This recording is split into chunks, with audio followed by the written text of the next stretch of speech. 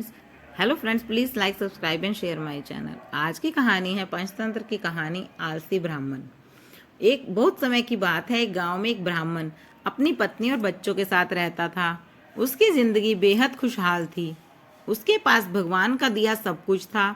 सुंदर सुशील पत्नी, होशियार बच्चे, खेत जमीनें, पैसे सब थे। उसकी जमीन भी बेहद उपजाऊ थी, जिससे वो चाहे फसल उगा सकता था। लेकिन एक समस्या थी, वे बहुत ज़्यादा आलसी था, कभी काम नहीं करता था। उसकी पत्नी उसे समझा समझा कर थक गई थी कि अपना काम खुद करो, खेत पर जाकर देखो, लेकिन वो कभी काम नहीं करता था। वो कहता था, मैं कभी काम नहीं करूँगा। उसकी पत्नी उसके आलस्य से बेहद परेशान थी, लेकिन वो चाहकर भी कुछ नहीं कर पाती। एक दिन एक साधु ब्राह्मण घर आया और ब्राह्मण ने उसका खूब सत्कार किया। खुश होकर सम्मान पूर्वक उसकी सेवा की। साधु ब्राह्मण की सेवा से बहुत प्रसन्न हुआ और खुश होकर साधु ने कहा, मैं तुम्हारे सम्मान में आदर से बेहद खुश हूँ। तुम कोई वरदान मांगो। ब्राह्मण को मुंह मांगी मुराद मिल गई। उसने कहा, बाबा, कोई ऐसा वरदान दो जिसे मुझे खुद कभी कोई काम न करना पड़े। आप मुझे कोई ऐसा आदमी दे दो जो मेरे सारे काम कर दिया करे। बाबा ने कहा, ठीक है, ऐसा ही होगा, लेकिन ध्यान रहे तुम्हारे पास इतना काम होना चाहिए कि तुम उसे हमेशा व्यस्त रखो। यह कहकर बाबा चले गए और एक बड़ा सा राक्षस प्रकट हुआ। वो कहने लगा, मालिक, मुझे कोई काम दो, मुझे काम चाहिए। ब्राह्मण उसे देखकर पहले तो थोड़ा डर गया, फिर सोचने लगा। तभी जिन बोला, जल्दी काम दो वरना मैं तुम्हें खा जाऊंगा।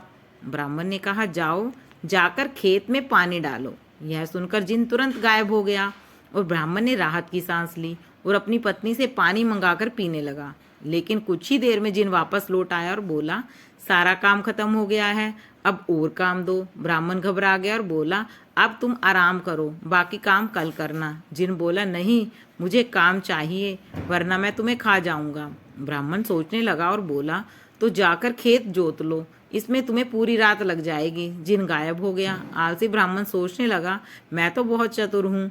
वो अब खाना खाने बैठ गया और अपनी पत्नी से बोला, अब मुझे कोई काम नहीं करना पड़ेगा, अब तो जिंदगी भर आराम ही आराम है। ब्राह्मण की पत्नी सोचने लगी कि कितना गलत सोच रही हैं उनकी पत्नी। इसी बीच वो जिन वापस आ गया और बोला, काम दो, मेरा काम हो गया है, जल्दी दो वरना मैं तुम्हें खा जाऊंगा। ब्राह्मण सोचने लगा कि अब तो इसके पास कोई काम नहीं बचा, अब क्या होगा। इसी बीच ब्राह्मण की पत्नी बोली, सुनिए, मैं इसे कोई काम दे सकती हूँ क्या? ब्राह्मण ने कहा, दे सकती हो, लेकिन तुम क्या काम दोगी? ब्राह्मण की पत्नी ने कहा, आप चिंता मत करें, मैं यह देख लूंगी। वो जिन के से मुखातिब होकर बोली, तुम बाहर जाकर हमारे कुत्ते मोती की पूंछ सीधी कर दो।